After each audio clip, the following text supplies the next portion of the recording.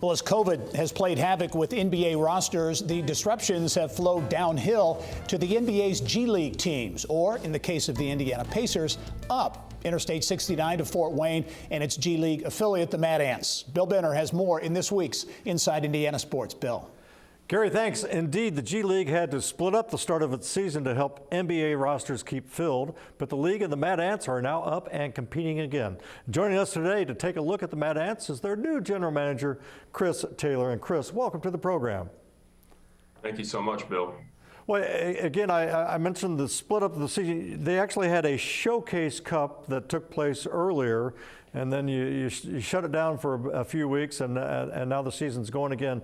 It has to be turmoil, but at the same time, the GLeague is getting great notice because of all the call-ups and the players that are not only filling NBA rosters, but they're playing well. Certainly, yeah. We explained to our players when we came in at the beginning of the season, there's never been a better time to play in the GLeague. That's certainly supported by like what you just said. The amount of hurdles that we've all experienced with COVID, and that continued pandemic, but GLeague players are getting a ton of opportunities, and that's what we're here for. We're here to support the NBA and help our players kind of grow and find themselves in better basketball situations. Well, as we speak, you are actually in New York as the Mad Ants play a back-to-back in Long Island. I think you're 2-2 so far in the season. How do you feel about your team? And again, as the roster comes and goes and players leave and players come, how do you feel about the team's prospects thus far? You hit it on the head with saying that players come and go. We have an ever-changing roster right now with the call-ups to the NBA and always throughout the course of the season, you have injury issues and whatever it may be. But we're feeling great, very confident with this group. Like you said just earlier, the season was split this year into a couple different versions. We had the Showcase Cup leading into the holidays. And then once that was over with, the schedule's reset to 0-0. So early in the season, but feeling confident with this group. It's a strong, I think, a core of our guys that we know are going to be here, on a day-to-day basis. And we're excited for what the rest of the season has in store. And of course, Chris, you mentioned the opportunity now for GLeague players. A great example with the Indiana Pacers. Kiefer Sykes came here on a 10-day contract, and now he's signed for the rest of the season. A very heartwarming story, but that's happening again throughout the NBA and through the GLeague with many of these guys.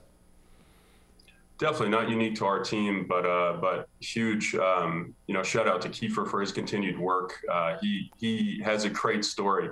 Talk about a veteran that played multiple seasons overseas, played at a lot of different levels, and this season decided to bet on himself, come in and prove that he's an NBA player, and that's supported there. He was our starting point guard for the start of the year, leading the G League in assists, and again, proving to NBA teams that he has what it takes to play at the highest level. He's rewarded for that, and that's what we're here for, to help NBA teams and get those players in the best situations possible. Chris, an interesting aspect we mentioned in the open going up to I-69, the team is literally doing that because you're actually playing or practicing at the Ascension St. Vincent Center, the Pacers facility, adjacent to Gainbridge Fieldhouse.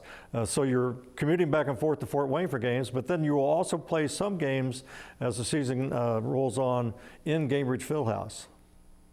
Correct. Yeah, it's been a phenomenal opportunity for our players and our staff as well. But to have access to an NBA level facility to practice every day, we'd be foolish not to truly take advantage of that opportunity.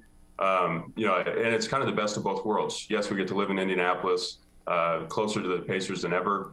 Like I said, utilize those facilities. Being an NBA practice court is great, and I think that's really elevated everyone's play and commitment to bettering themselves. But also, we still have a foot, in the Fort Wayne community, able to play there in the Coliseum in Fort Wayne, be connected to both Indy and Fort Wayne. So it's the best of both worlds.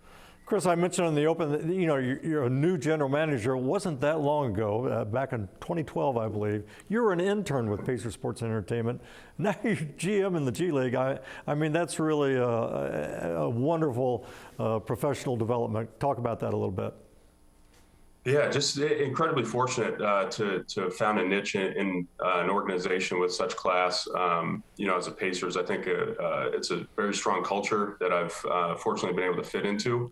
Yeah, 2012 seems like a lifetime ago. That was when we first had the chance to meet. Hard to believe you fast forward a few years, and after holding a few positions in kind of behind the scenes support role of basketball operations for the Pacers, and then transitioned here with the Mad Ants, director of basketball operations, assistant GM, and yeah, just incredibly excited to now say that I'm the general manager and have a little bit more of an impact on who we have for players, who our staff is. It's a small step in the grand scheme of things for myself, but I'm happy where I am. Chris, as we wrap up, again, I know you want to emphasize you're still Fort Wayne's team. Allen County Memorial Coliseum, a great venue for basketball throughout the years, and so just talk about your foothold there in Fort Wayne. Yeah, so much history with the Coliseum. I think you feel that when you walk into the arena. Back from the old ABA days, the NBA when it first started. I think might have been the first NBA All-Star game was played at the Coliseum. Way back with the Zollner Pistons and the Fort Wayne Fury and all that stuff, which is fantastic. So so for us to be able to kind of continue that legacy of having a professional team in Fort Wayne means a lot to us. We educate our players on that; they take pride in that, and hopefully our fans, in the Fort Wayne community, appreciate that. Well, Chris, we really appreciate you being on the program. We wish you and the Mad Ants nothing but the best. We hope to see them here in Indianapolis at Cambridge Fieldhouse, and of course up in Fort Wayne. Thanks for being on the show. Thank you so much for having me. Really appreciate the opportunity. Hope to see you guys soon, and go Mad Ants. Okay.